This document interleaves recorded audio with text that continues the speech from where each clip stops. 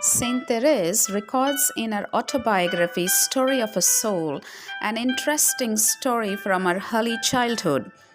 She writes about a dream she had when she was around 3 or 4 years old that involves two little devils. I remember a dream I had at that age, which left a very deep impression.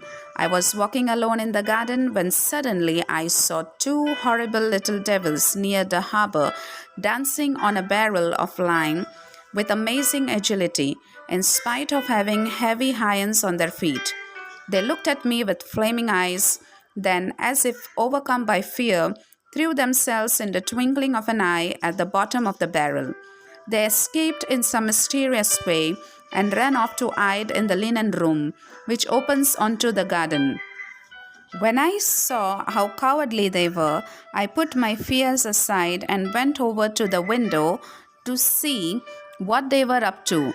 There the little wretches were, running around and round the table and not knowing how to escape my gaze. From time to time they came nearer, still very agitated, to peep through the window. Then, when they saw I was still there, they began racing about again in abject misery. Saint Therese never really understood the dream until later on in life when its meaning became clear.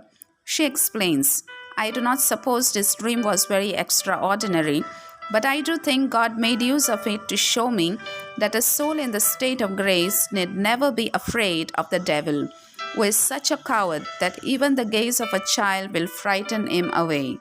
This reflects a simple truth that even an exorcist would agree with. The most effective way to combat the influence of the devil is to live a virtuous life, united to the sacraments. When someone is in a state of grace and remains grafted onto the Lord, he or she need not fear the devil who will run away from them like those two little devils. Saint Therese's story reinforces the words of Jesus who said, Truly I say to you, unless you turn and become like children, you will never enter the kingdom of heaven. Jesus was not saying that we should become childish in our behavior, but instead that we should have the pure heart of a child who lovingly trusts his merciful Father.